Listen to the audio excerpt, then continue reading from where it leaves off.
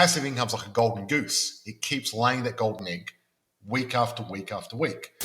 I'm George Markowski and welcome to the Positive Property Show. Our mission is to empower 10,000 people to create financial freedom through property using the Markowski method. Join us. Hello. Hi, George Markowski and Hayley Dyson coming to you live here at the Australian Property Chat. Hello, everyone, and welcome. We've got an amazing show for you tonight. Now, if you're watching live, please type in #live. And obviously, the replay, if you're watching the replay, I like to keep an eye on you and make sure you're watching. So type in #replay. I am watching. Now, if you're on YouTube or our podcast, hello and welcome. Now, today we got Hayley Dyson. And it's very exciting because Hayley Dyson is a qualified financial planner. She's been doing this for over 11 years. And she knows her stuff. Hayley and I have been working together for a while, which is really cool. And we're going to be talking about stuff. But also, I'm going to be telling you 2 surefire ways you can make $1 million out of the Olympics, which is exciting. And so a few things. Who's been watching the Olympics, by the way? Type in #Olympics. I'm just curious. Because I've been watching Olympics. Now, how good is Emma McKeown? Is that how you pronounce her name? Emma McKeown? If she were a country, she'd be number 13 in the Tokyo Games at the moment with all the medals she's won. Amazing. She's really kicked ass. That's amazing, yeah. I know. We've got to be proud of Australia. I mean, let's face it. Someone says, "Hi, Hayley, welcome." If you look at your chat, you can press chat on there, Hayley. Now, Hayley, have you shared this to your Facebook? Have you done that? Or I forgot about that. Yes, yep. Yeah, excellent, great. So now, interesting, the NAB just went in the news recently and they say that price growth for property in 2021 is going to be 19%. Wow. Yep. So everyone's excited to see Hayley here, which is pretty good. Great. No one's excited to see me yet, but that's okay. I'll let them off. Now, look, guys, let's face it. What we're freedom fighters, and you guys are freedom fighters there, so welcome. And hi, Mario. How are you? Welcome. So I want to talk about the RBA. The RBA recently kept their cash rate at 0.1%, right? And I don't know if you heard last month, they let us know they were planning to slow down the pace from $5 billion a week to $4 billion a week. I mean, like we'd even notice. That's what happened. But with the current lockdowns, they might actually speed it up again. So I don't know if you guys have been glued to the Olympics, but I have. Yeah, I can't get enough. You know what I mean? But most people have to make a choice. You know, is it Olympics feast or do you have to work to make money? And I've been fortunate with my real estate investing that I can take time off whenever I feel like it and watch the Olympics and do a bit of a binge every now and again, like for now. But it's been fun. So how are we going to make $1 million out of the Olympics? I'll tell you the first way, if you want to hear that. Yep. If you want to get $1 million out of the Olympics, you want to make $1 million, actually $1 million US, actually, funny enough. All you got to do is be really good at something in the Olympics, move to Singapore and win a gold medal. Because Singapore pays every single person that gets a gold medal $1 million US. Wow. Yep. And Indonesia's second highest, 746,000 US. And that's insane. Cool. I mean, imagine you're in Bali, you get $100 a week and suddenly you make 746,000. That's amazing. Yeah. Yep. USA gives you 50,000 US per medal. Okay, that's not as good. Not as good. Australia gives you 20,000 Australian and only for the first medal and then 0 for every other medal. Wow, that's not very good. I know, but we're still kicking ass. Obviously, it's not always just about money, I suppose. No. Yep. So, wow, $1 million US, exactly. I'm at dinner with my single bubble as I've been alone for 6 weeks. I'm watching it on my iPhone. We'll be popping in and out depending on when the food comes. Okay, thank you for replying. You're welcome. Thank you for watching on your iPhone. Yes. I'm good at sleeping. Does that count? I don't know if they had a sleepathon maybe. I wish I was good at sleeping. I've actually been trying to hack my sleep lately. I've even bought myself a little headband and I've got myself a little Oura ring. And what I've been doing lately, I've been doing cold showers. So showers? Yes. So I do a 3-minute cold shower every day. Just to Look, That doesn't sound pleasant, George. How are you going with it? look. To start with, it's not very comfortable, and I can imagine if I had a camera, my face wouldn't be Hmm. very pleasant. But now, actually, I don't mind it. It's fine, easy. It's sort of like the thing is, it's like getting uncomfortable doing things that are uncomfortable. Because why is cold Hmm. shower uncomfortable? Because you're not used to it. But once you get used to something, it's uncomfortable, and that's like getting out of your comfort zone with anything in life, really. And even property investing. When I bought my first property investment, I was scared and it was worrying. But now, I buy them like the back of my hand. It doesn't matter, you know. Yes. Yeah. So the good part is, guys, we've got a qualified financial planner here, and she's going to talk to us about how to protect yourself and what you need to do and stuff like that. So if anyone's got any questions, start typing them in so you can get in early because this is going to be Awesome. a great session. It's going to be awesome. And I was gonna start off and say, how did you get involved in financial planning? Why did you get involved in financial planning? It sounds very cliche, but I got involved in financial planning because I wanted to help people because there's so many people out there that don't know much about their finances. They don't know about their superannuation. They don't know about strategies about preparing for investing and retiring and things like that. So it's mainly just to help people. So yeah. Yeah. Okay. Awesome. Awesome. And you know what? And what I like about what you do. Oh, someone else does ocean swimming. Yep, that's awesome. It's excellent. What I like That's about awesome. what you do is help people. I mean, because I really think that the best income is passive income, PI, Hmm. and I call this thing called the passive income equation. Yes. And what that is you want your PI to be larger than your EI. So PI is passive income, larger than your earned income, what you work for. Yes. Because when you work for money, you got to swap time for dollars. And obviously, as you improve your skills, you get more per hour. But even if you're an amazing brain surgeon, you still have to be there and be at your best. And like, you can't, have a big night out and be on call and be a brain surgeon. It's not going to happen. True. Because imagine, No. stuff like that. So even if you're really qualified, I mean, one, to become a brain surgeon, how many years of study is there? A lot of years, a lot of time. True. And then Yes. you still have to put time in to get paid. However, that's earned income. But passive income is income you make whether you sleep or you wake, or it doesn't matter. You know? Yes. And I always think you want your PI to be larger than EI. Now, there's one easy way of doing it is reduce your EI and then your PI will be bigger, right? That's a stupid way of doing it, right? Right. So, but I really think that people watching today, if you haven't replaced your income through property, that should be your number one goal. Because once you do Yeah, that, it's a great choose, way to work. Yeah. it's an amazing goal. Because once you do that, then your whole world changes. Yes, Absolutely. Yes. my goal, positive property. Excellent, very good. Yes, and look, when I first started, I was doing a lot of EI, but if I had a choice between making $1,000 earned income and $100 passive, I'd rather get the passive. And the Yes. reason being is passive income's like a golden goose. It keeps laying that golden egg week after week after week. Where earned Yes. income, you actually got to keep going out there week after week after week. And if you love what you do, it doesn't matter. It's fine, and that's good. Yeah, you're right. Yeah. So if you love what you do and you get earned income, that's great. However, what happens if you have an accident or something happens, and then Yes, that's right. That's yeah. That's what I help with ideally. So funny enough, yes, exactly. And what happens then? So even if you love what you do, you still got to protect yourself. And yes. we've got the three quadrants. We've got strategy, growth, and cash flow. And part of strategy is protecting your empire. And Yes. Hayley's actually part of our circle of safety. And what she does, she looks after our clients and makes sure that they're safe. Yes. Right? Someone said you need some EI to increase your PI. Yes, you do. You certainly do. And look, the key is the more EI you can earn, the more earned income you can create per hour, the faster you can invest in property and create more of that passive income and get where you need to be. Yes. Right? Okay. Mario said, "This is my number one goal." Awesome, mate. Mario, good on you, mate. That's excellent.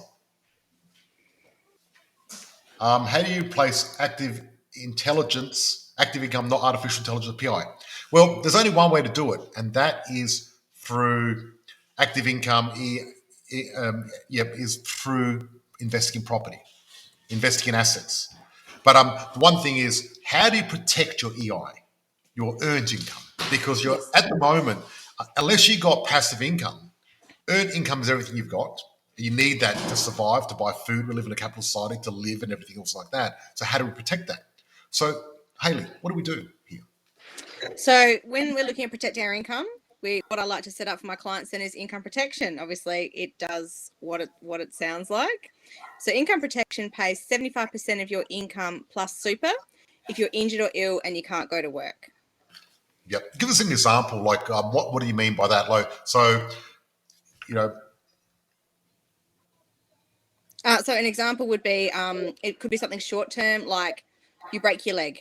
So your leg is up in a splint, you had to have surgery, something like that. So you're going to be off work for 3 or 4 months. That could be a short term issue. At 3 or 4 months, you're not going to get paid out by your boss for 4 months, are you? That's right. Well, yes. In most cases, not everybody has that much sick leave. So with income protection, you have to be off work for a waiting period. I like to set it up where possible. So the waiting period is 30 days, which means you have to be off work for longer than 30 days to make a claim. And then the claim continues, if it's set up correctly, it continues until you return to work or until you reach the end of the payment period. So a lot of default cover that's offered through superannuation is 2 or 5 years. I like to have it set up where possible so it covers you until age 65. So if it was something long term that kept you away from work forever or for a very long time, you've still got income coming in, so you can still you can achieve your goals essentially. Absolutely. And look, I mean, those, you got to mitigate those little risks because, I really think protecting your empire, if you work hard to, get your job or get earned income and get your house and get your investment properties, you really want to protect yourself. And look, that's right. I know from firsthand because I've always had income protection. Yes. And I really believe in it. And it came in very handy because I was running a marketing business and I was on holiday in Thailand with I think she was my girlfriend at the time or fiance, I don't know. Anyway, with my girlfriend at the time, and Yes. we were in Koh Samui, and we're diving in Koh Samui. And what happened was she wasn't very confident, and I was checking out the diving gear, and there was pretty dodgy diving gear. So I found the best one for her that was really easy to use and put it on her. And by the time I put the stuff on her, everyone else got all the equipment. I got the last dodgy bit left over. I should have I should have grabbed 2 of them instead, but I was really more concerned about her than myself. Yeah. So anyway, I was stuck with this regulator that wasn't really working that well. But anyway, I thought I'll be fine. I'm pretty confident. Anyway, we're 20-something meters down below the water. Everything's cool. And then suddenly, I'm like, nothing. No air, no nothing. Worst nightmare. And I'm like, okay, I remember training for this. What do I do? And I check my regulator. There's air in the regulator. Tank, but nothing's coming out. So I'm telling the instructor, you have to go like this, right? I'll kill you if you don't help me. No. It means yes, you got to like this, and you got to say, look, I'm out of air, help me. So anyway, we grabbed him and we did emergency ascent. And my girlfriend at the time grabbed hold of me as well. She thought, you're going, I'm going, right? So yeah, we went up. That's fair. And because we went up pretty quickly, I ended up with barotrauma. Barotrauma is where your ear, the inner ear, the little drum gets traumatized. And because of barotrauma, you can't fly. So I couldn't fly. And it was painful, but after a few drinks, it was fine. So anyway, luckily I had income protection and travel insurance, which covered everything for me. So I was totally covered. And she went back, and I was in Koh Samui for 6 weeks. And what I did is I negotiated an upgrade and got this amazing cabana right on the beachfront for next to nothing. And the thing is, I didn't have to worry because I was getting paid 75% of my money. And while I was on holiday, having a good time. So here I am. I couldn't fly, but I could still do everything else. I was cruising around this motorbike, having a ball, and getting paid to do it. That's the dream, George. Yeah, I had a lot of fun. And then I came back, and the insurance company said, "Oh, well, barotrauma doesn't stop you from working." And I said, "Well, it does if I'm stuck overseas." Yeah, it stops you from working. Yeah, that's all right. Yeah. And so they paid it out in the end, which is great. And so I can say I was very fortunate. And if it wasn't for that, it would have been stressful. So I could have had 6 weeks of stress going, I've got no money, my business is, doing this and I'm here. But instead, Yeah. I had 6 weeks of fun and relaxation because I was covered and insured. Yes. And that's the Yeah. beauty of So it. it is. The idea behind it is that you can focus on your health and well-being and getting better from the injury or illness that stopped you from working without having to stress about paying your bills. Yeah, exactly. And I really think when you're starting out, you got to cover every risk possible. I really Yes. think you just insure everything. Make sure you get landlord insurance, get house insurance, income protection, life insurance, you name it, get everything. Absolutely. Then once you've got enough houses, it's different. I've got so many properties that's my superannuation, it's my insurance, it's everything for me. But Yes. until I got here, I really wanted to protect everything as much as I Yes. could because it's very important. So I think and the thing is at the end of the day, someone said all those deadlifts saved you, George. Yeah, maybe. I'm going back into my deadlifts tomorrow, guys. By the way, I've had 2 weeks off. I had a really bad neck and sore back, and I can't wait to train tomorrow, 11:30. It's going to be very exciting. So let's have a look at some of these questions. Yeah. Okay, what are the best investment opportunities to build a deposit for a house? I have 50,000. I want to get 80,000 within 2 years. Okay, I'll leave that to the financial planner. By the way, guys, I'm not a qualified financial planner. Hayley is. So there you go. At the moment, a lot of my clients are investing in managed funds because they're offering a much better return than what is in the bank. Because obviously at the bank at the moment, the interest rates are so low, they're offering very little. I had a client who invested $15,000 into a managed fund back in March, and we checked it the other day, and it's made about 8% between March and August. So she's very happy. And that was a medium risk one as well. So she's actually saving for a deposit for a house. So she was absolutely stoked. Yep, So and a lot of our members actually go to you to do that and get a yes, that's deposit, right. and it's worked. And look, and that's a really good way to do it. You know what I mean? Because I think at the end of the day, look, if you got your money in the bank, I've calculated the numbers. It's going to take around 83 years to double your money. Yeah. Now, don't know about you, but I probably need to get cryogenically frozen to come back and get my money. Right? Yes. Okay. So, what's the smallest amount of deposits has someone used to start property investing and has been successful? Look, we've had people with zero deposit become successful because they've done a JV or they got their parents' guarantor or they sold a few toys. And a lot of times I say to people, look, especially there's a lot of young guys out there. I want to single them out. There's a lot of young guys that are truck drivers or FIFO or tradies. Yeah. Yeah. What they do is they make good money. They buy jet skis, they buy cars, they buy boats, they buy all the Toys. toys, Yeah. right? Yeah.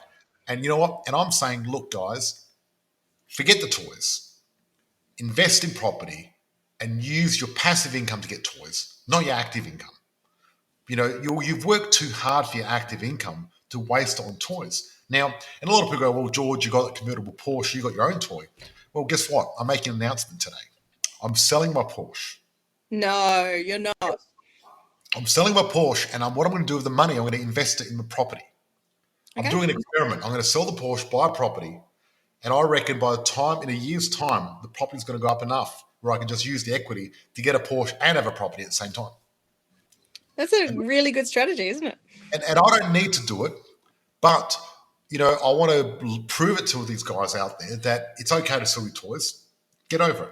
And even if I don't need to, I'm going to do it to set a good example for everyone. Good That's what I idea. want to do. Okay. Do you increase your daily income protection from default? Do you increase your daily income? Yes. Most of the time, the default cover isn't actually what you earn. So what I look at is, if you're on $100,000 a year, say, I add on super, so we insure you for $110,000, and then it's 75% of that. So generally, the income protection that is offered default through superannuation is only $1,000 or $2,000 a month, which is for most people not very much, and it's also taxable as well. So if you're getting $2,000 a month and you're paying tax on it, that's less than $500 a week of income coming in. So that's generally for most people well below their general cost of living. And look, this is the good news, guys. Even though income protection is taxable, if you've got depreciation, you can actually reduce that income protection tax through depreciation. Isn't that right? Yes. Yeah, Yes. which is pretty cool. Now, I've got a user that said, income protection saved my life. It covered me when I was off work for 18 months. Wow. That's a great outcome. That's awesome. Yeah, exactly. And look, insurance is one of those things that you never want to use, but you want to have it there in case you need it. You know? Yes. It's funny, because insurance, I don't know if you know when insurance started in history. Honestly, no. Yeah, so the Venetians, I know that right? you have experience with this, George. You tell the story. Tell me. Yep. Okay, so the Venetians actually one of the societies that started insurance and stocks, because what they used to do is they used to get boats and go to the East Indies and get spices and things and bring them back. Unfortunately, though, it was dangerous, and a lot of times you get a pirate, you get attacked by pirates, or you could crash your ship and stuff like that. And normally, what they found is 1 out of 10, 1 out of 10 boats wouldn't make it back. Yeah, So, right. so if you're a That's merchant, pretty, if you're a merchant, and you bought a boat, you got a chance your boat's not going to come back, which is pretty bad. So what they used to do is they get 10 merchants together, and you send a boat each, and you share the risk. And if one gets lost, you only lose 10% instead of 100%. And that was the first insurance. I did not know that. Very clever. Yeah. You know me, I'm a bit of a history and buff, so Yes. No, I love that. Thanks for sharing that, George. Does it cover you if you lose your job due to COVID?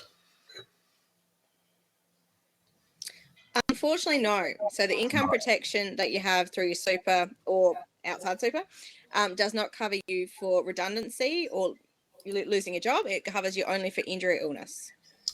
Or does it only apply to injuries? Yeah, it applies to injuries. So it depends on your job. So, for example, if you work in an office and you break your leg, you can't really get income protection because you can still work, correct? It depends. If you have basically the kind of rule is if you have a doctor's certificate saying that you can't go to work, then we can claim on your income protection. Yep. So if you're a tradie, you break your leg, you can't go to work. That's right. And I guess in the office environment, it depends on the severity of your injuries, because if you're in lots of pain and, if you're able to go to work, that's fantastic. But if you're not, then you can actually stay home and focus on getting better instead of having to worry about going into work. So. Okay, so here's an interesting question. When should someone get life insurance or not get life insurance? That's a good question. It depends on the individual situation. So I had a client recently who he had no debt. We worked out that he had no children, he had no dependency, he had no family. So we decided at the time he doesn't really need life insurance because if something happens to him, there's nothing required for his estate that needs to be paid. But so generally that's kind of an isolated case that does not happen very often. So most people, if you are in a relationship, if you have debt, if you have children, if there's something that if you weren't around financially, you would want to do for the people around you, then you need life insurance. Yep, absolutely. And look, does that kind of answer the question, George, do you think? Yeah, it does. No, absolutely. That's perfect. And look, I've got life insurance with Hayley as well, even though I've got lots of assets and I don't really need it, but I need it because I'm happy to share it here. I've got life insurance because when I die, I'm getting frozen. And my life insurance pays for me to get frozen in America. Yes. So that's what it's there right, for. Yeah. So, and it's just easier and simpler getting the life insurance doing it than me worrying about it. Managed fund over EFT. Yeah. And it depends again on your needs, on your appetite for risk. I like managed funds because you can start a managed fund with as little as $2,000. So you can start investing in the market, if you like, with a smaller amount. So that's why I like managed funds, because they're flexible, they're easy. And most of my clients just want something that's easy and they don't have to worry about it too much. Absolutely. You don't want to overthink it. You want to just get in there and just do it. And at the moment, look, we just spoke about the RBA printing $4 billion a week. Yes. So what that means is that stocks are going up. It's just one of those natural things. So it's definitely going to go well. So someone's saying, lol, sell your toys, get over it. Love this. Yep, true. And you know what? Yeah. So, and I always say to people, even don't buy a home to live in, rent vest. because that's the important thing. And then people go, well, George, why do you have a $2 million, $3 million beach house? Because I've earned the right to do it now. But until you earn the right, if you can pay for That's things awesome. passive income, do it. Because I really think when you've got earned income, you've got to save every cent and invest it. With your passive income, do what you want. Spend it. Have fun. Spend the whole lot. It doesn't matter because it comes back again. The beauty of passive income is you get it 1 week, you spend it, it comes back the week after. You blow it away. You can't even, after a while, you won't even be able to spend it if you have enough properties. Seriously. You know, when I first retired, I put all this money in the offset account because I thought I might not have enough money, but it just kept coming in, which is great. That's the dream, George. Yeah, it's not bad. How do you think the property market will go over the next couple of months? COVID lockdown, especially in Sydney at the moment.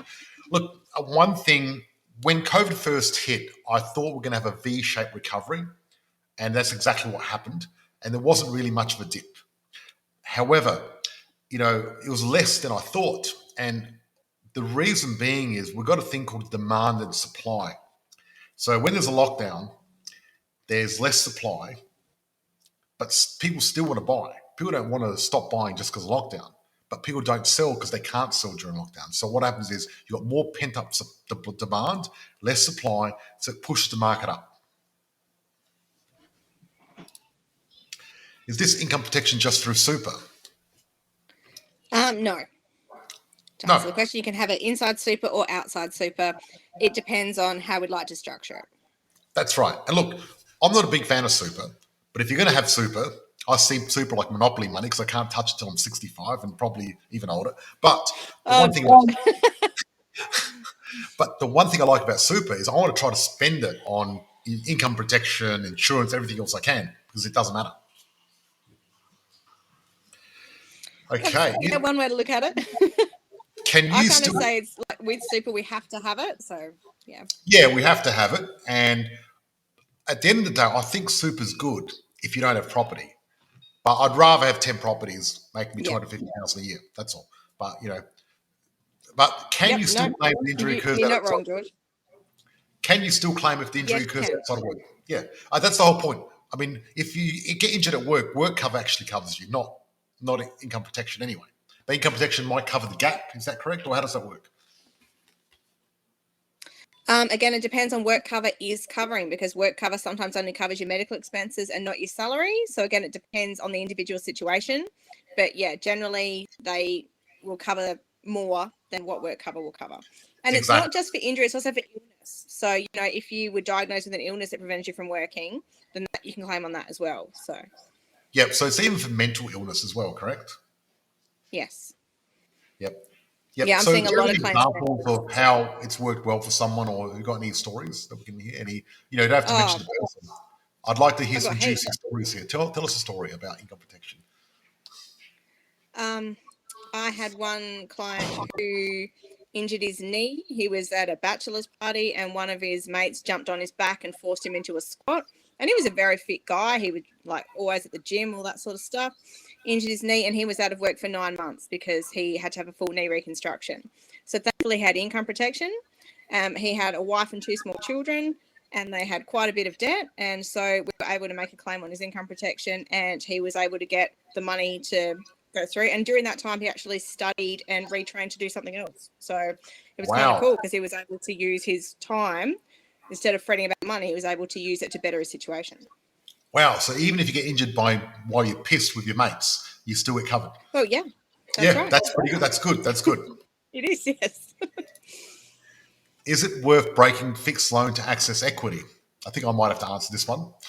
Yeah. So, I'd say so. Yeah. So it depends. Because one, you've got to look at how much it costs to break the loan. Then you've got to look at how much equity you can access and what the equity can do for you. If the numbers stack up, it is worth it. If the numbers don't stack up, it's not worth it. It's never a black or white. That's what I would have said. Yeah, only if the numbers stack up. If they don't stack up, there's no point. You know, you want to access equity, but you can't do much with it, and you've got to pay all this money for nothing. What's the point? Really, at the end of the day, you've got to look at those things. Do you think there will be more super rule change in the immediate future? That's kind of a little bit like asking how long's a piece of string. There's lots of things in the works. but it's really hard to say because it comes down to the politicians at the end of the day as to what they think. And I'm involved in a lot of financial planning. I'm in the AFA, which is the Australian Financial Association, and also the Association of Independently Owned Financial Planners. And they're both lobbying against some of the changes that the government wants to put in place. So it's really hard to say. There's always going to be super changes because legislation's always changing, but it's just really hard to predict when and what they will be. Does that kind of answer the question? There's one thing for certain. There's going to be changes no matter what. That's the fact. That's right. And look, that's why you need a professional like Hayley to help you and guide you through it. Because the professionals, your job, Hayley, is to do the nerdy stuff and read all the legislation and work out what's happening and make sure everyone's safe and do it. Because if you can't do it on your own because it's too complicated. There's too much going on. It's always changing. Yeah. You know, I'm amazed. I'm getting excited about superannuation. I know. See, that's really good. See, when Hayley's husband comes home, he talks about superannuation and gets her very excited.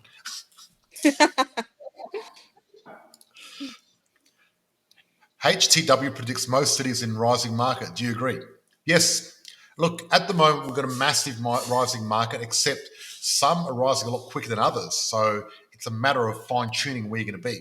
So that's the important part. However, cities in general are rising because we're averaging 7% per year on average long term. And Lee Hall said, just finished work. Excellent. And welcome, Lee. Thank you. Welcome. Yes. Christina's opening a bottle of wine. Excellent. Can you pour me some, please? Thank you. So, the NAB predict 90% price growth, and they've left the cash rate at 0.1%, which is interesting. Lee's looking forward to getting a professional to help him. Fantastic. That's awesome. Fantastic. Yes. Yeah. And, we're talking about income protection and insurance and how that protects you. And we were talking about the guy that hurt his knee and at a Bucks party, which was pretty crazy. We talked about me, being underwater and nearly dying and getting income protection from my barotrauma. Yes. Yeah. So it's interesting. It was very popular at one stage with the insurance to have, kidnap insurance and everything else like that after September 11. So really? Yeah, I used to run a marketing company, and I had corporate kidnap insurance and all that sort of stuff. There was Keyman insurance, and it was really big then. Yeah. But now, you know what I mean? That's cool. It's not as much of an issue you would hope. Well, it's cut down now. I mean, Christina, I went to Colombia a couple of years ago, where it used to be the kidnap capital of the world, but not anymore. So, but Christina doesn't really like going to those third world countries and stuff like that. She prefers, Europe and places like that. But I love all sorts of cultures, and I've gone to different places. It's great. It's fantastic. Yeah, it's great to learn. Yeah, I just love trying different food, different cultures, different views. It's fantastic. Yeah, for sure. So there you go. What's been the most exciting thing you've seen at the Olympics so far? What have you been looking at? What have you been checking out?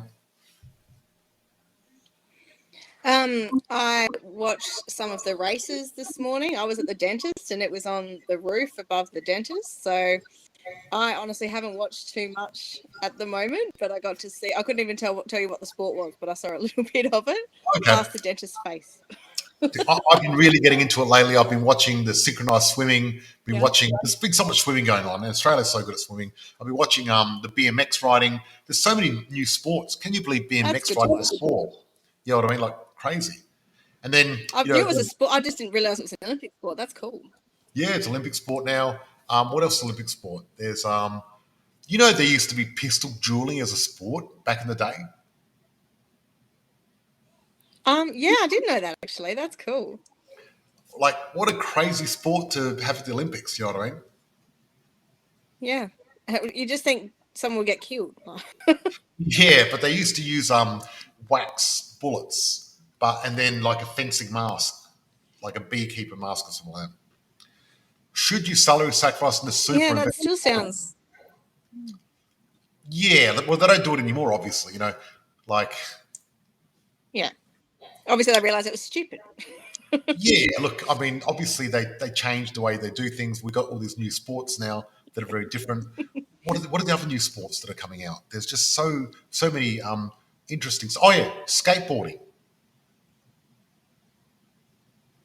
is Olympic That's in the sport. Olympics now. That's cool. Yes, and it's like 12-year-old girls winning gold. Like, how crazy is that? So That's someone's really saying, cool. Yeah. should you salary sacrifice the super invest in the property?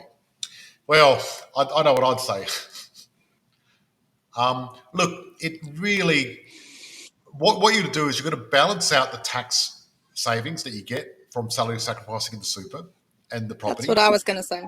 Yep. Mm. But what I find is if you've got the right property strategy, property is actually more powerful as a tax vehicle and investment vehicle. However, a typical person that doesn't know what they're doing, salary sacrifice is quite good. But if you're smart, you know how to do things. Because there's the Salary one sacrifice thing. is good. Yeah, there's the one thing that I know, because I really, there's two types of investors. There's the struggling investors, the mediocre ones, and there's the wealthy investors. And what I find is the wealthy investors, what they do is they find one or two buckets that are really, really good and focus on that. And most of them focus on property. But the difference is the wealthy investors, they don't lose money for the sake of getting tax deductions. They lose money on paper, but make it in True. real life. And that's the way we do it with our property stuff. So if you've got property and you're making Yes. money in real life, if you get a property and you're losing money and then you compare it to salary sacrifice, well, they're pretty even, Stephen. But if you buy a property and you're actually making money, but getting tax deduction at the same time, then that is what you want. Exactly. We don't like super relying on others to invest your savings, whether they know their job or not. Bricks and mortar all the way. Yeah, look, at the end of the day, if you got super, get an expert to do it for you, right? So we got no choice here in Australia. Yeah. That's the fact. So I'm not saying rely on super at all. I don't want people to rely on super, but you're going to get super anyway if you've got a pay wide job, and you might as well get that super and get the maximum benefit out of it. That's what I say. So I really think That's exactly what I always say. Yep. Great. you use what you've got. Use what you got. And there's one time that I really like putting money in super. There is one instance that I love it. So if you get matched dollar for dollar from your employer, then go for it. Yep. Exactly. That's when you're really doing well. So if I put 100, my employer puts in 100, I'm putting in 1,000. If put in 1,000, whatever they're going to put in, because if they're matching you, you're laughing because you're doubling your money. It's easy, right? But if they're not, then use what you've got. that's right. Invest in property. 7 days lockdown in Victoria again. Yes, lockdown number 6.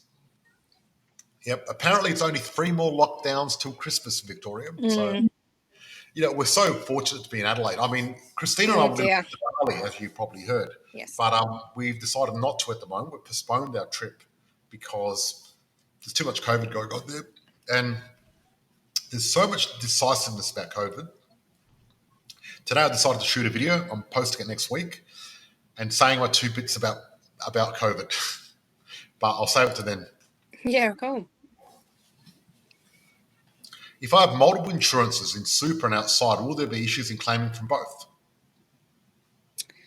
The answer to that is it depends, because it depends on how they're set up.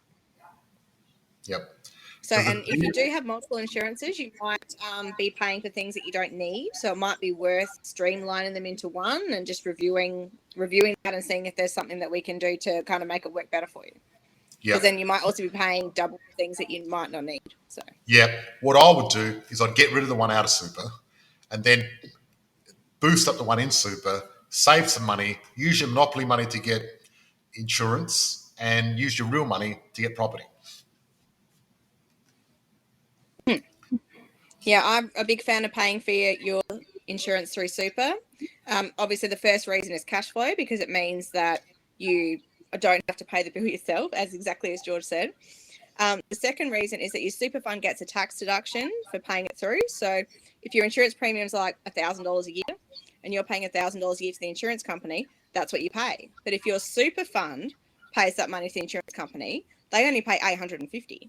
So you actually get a discount by paying it through your super. Yeah, you get which 15. is pretty cool. Yeah, exactly. So you might That's as well. right. Yeah. Someone's Yep, saying if you have absolutely. self-managed super into property, you can do that. Yes, but you need a certain amount. I think the minimum now is 180,000. They've actually moved it up a little bit, George. So they want you to have more like 250 to 500, but Wow. it's still They've made, possible, but it's harder. So yeah. Look, at the end of the day, you really need to talk to specialists like Hayley and work out what the situation is, because you can't just go willy-nilly having a self-managed super fund without making sure that you apply and everything else like that. And I really think that's you right. need to There's really, lots of rules. yeah, you really got to get those rules right. At the end of the day, and I never want to give advice on this sort of stuff because I don't know what I'm talking about, and the rules change. And that's why I always defer to people like yourself, Hayley. Yes, thank you. Is it possible to withdraw the extra cash and contribute on top of what employer contributes towards super?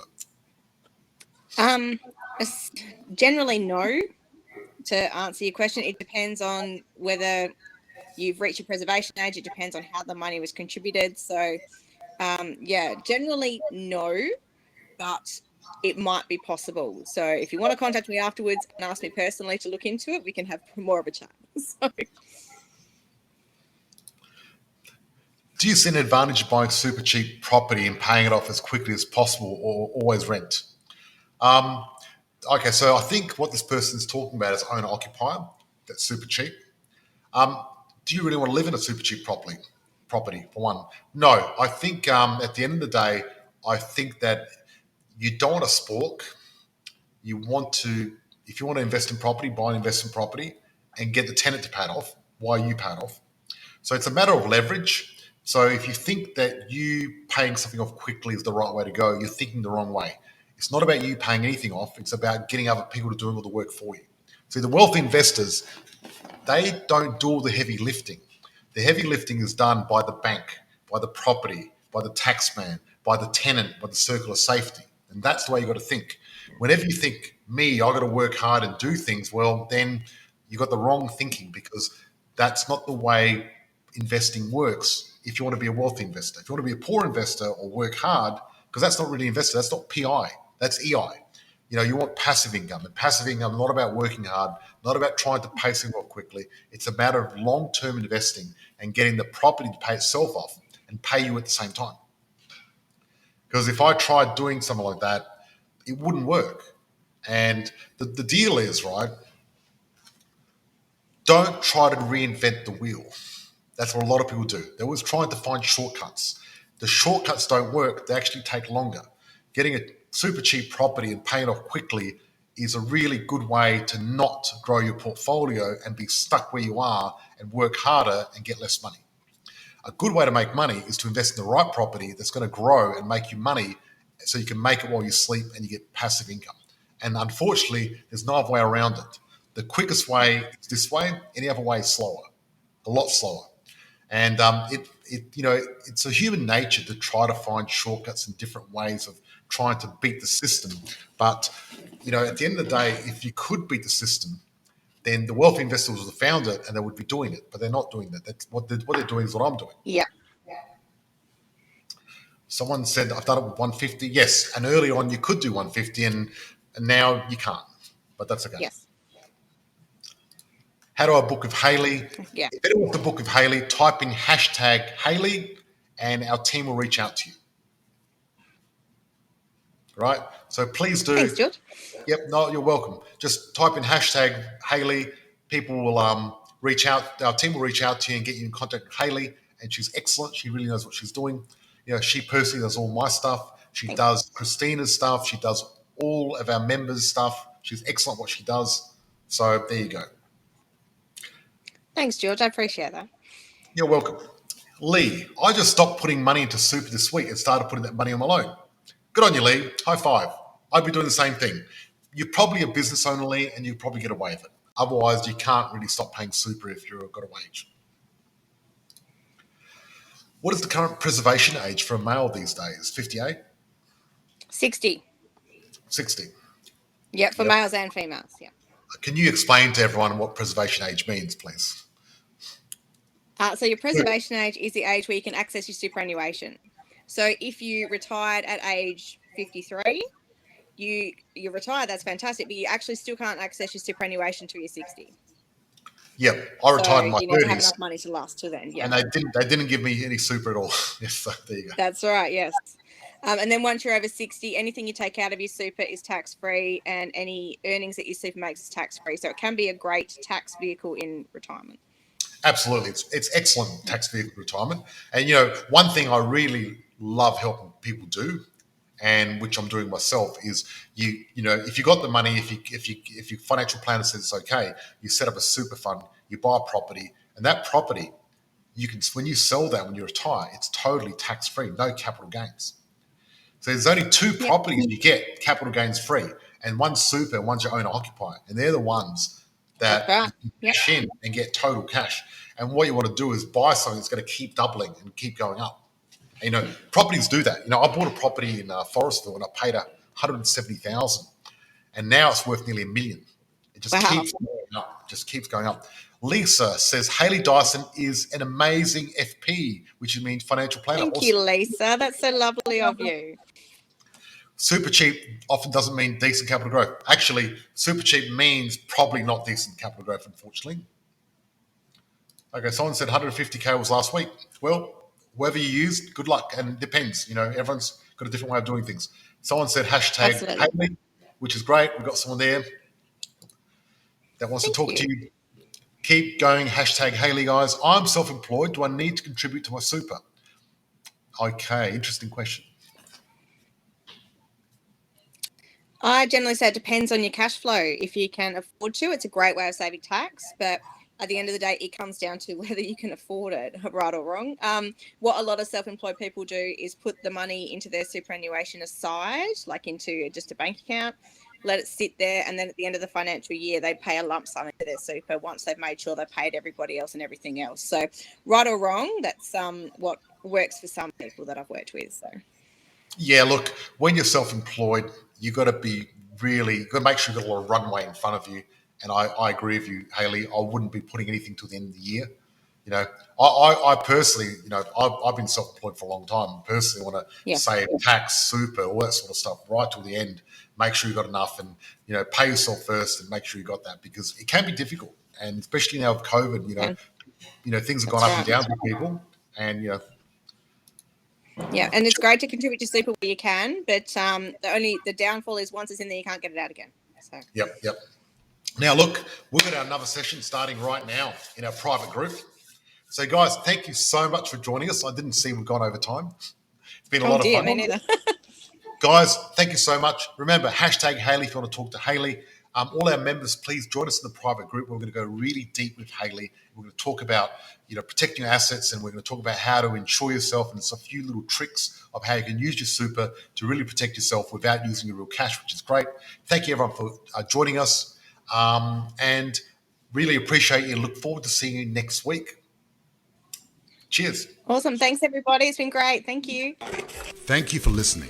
I'm grateful for all our listeners around the world. If you found this podcast valuable, please share with someone that might find this useful, and please join our tribe of purpose-driven investors, increasing income and impact in our Facebook group, Positive Property. Please note, with a multi-million-dollar property portfolio and a passive income, I've become incredibly successful in investing in property. The fact of it is, however, many people may find investing in property challenging. It's not easy, and it takes a lot of hard work. However, becoming educated to make an informed decision and having the right advisors gives you the tools you need to succeed. The most important part of this formula, however, is to actually take action and apply that knowledge. It is important to understand the information I share is of a general nature only and is not taking into account your unique circumstances. If you're considering investing in any asset class, you need to seek the advice of an independent professional advisor who will be able to look at your specific situation. Be sure your advisor has actually achieved the kind of results you're seeking. Many won't have, so beware. We've taken great care putting those educational resources together. We'd be surprised if you didn't find any errors or omissions. If you do, our legal team says we have to say we're not responsible for those. In fact, as with all things, even your success, we're not responsible. That responsibility always has and always will come down to you. and the actions you take. We're passionate about supporting you in that process and helping you increase your ability to create wealth, live the life you desire, and provide all the things you dream of for you and your family.